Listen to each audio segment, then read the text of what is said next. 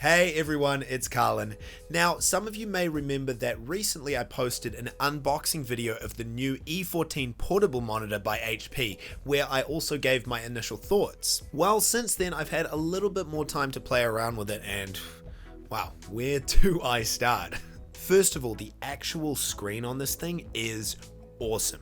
When I filmed the last video, I didn't even really get a chance to turn it on, but when I did, the first thing that I noticed was just how bright it was. In fact, when I compare it to its predecessor, the S14, it's actually twice as bright. It's 400 nits versus 200 nits, which is a huge difference. It's funny because I don't think I ever took issue with the brightness of the S14, and I did used to travel with it quite a lot, but now that I've used the E14, I don't know if I could ever go back. The E14's panel also does a way better job at absorbing sunlight, which definitely helps when you're in different areas around the house, especially at different times of day. You can never quite predict where the sun's going to be.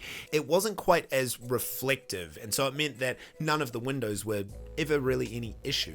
I actually noticed that it was less reflective than my notebook screen as well. And sort of one of the whole points of this device is that if you can't work from home at your desk, you can still work at the kitchen table, at the coffee table in the lounge, at a cafe, and you can still effectively work using a dual monitor setup. I previously talked about my dual monitor setup when I'm working from home, but it's great to know that when I can't work at my desk, I don't have to rearrange my windows and completely rework my entire workflow.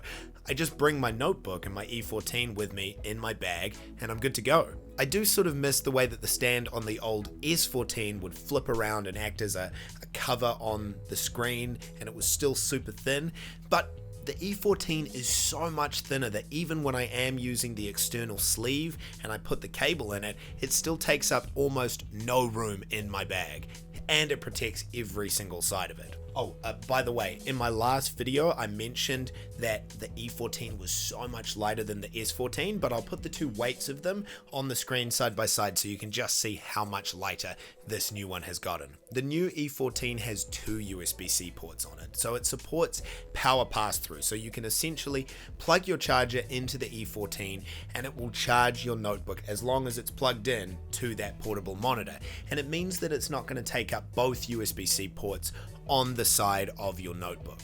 But I did also notice that the E14 supports multiple inputs, so in theory you could have two notebooks plugged into the one monitor and switch between the two of them.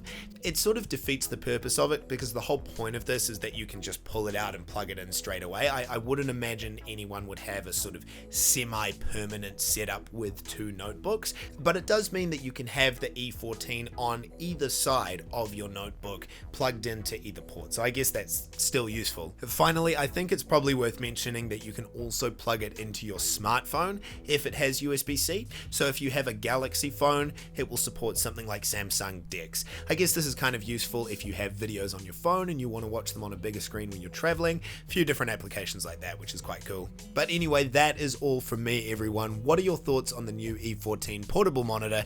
Are you planning on getting one for yourself? Leave a comment, I'd love to hear from you, and I'll catch you guys next time. But until then, take care, stay safe.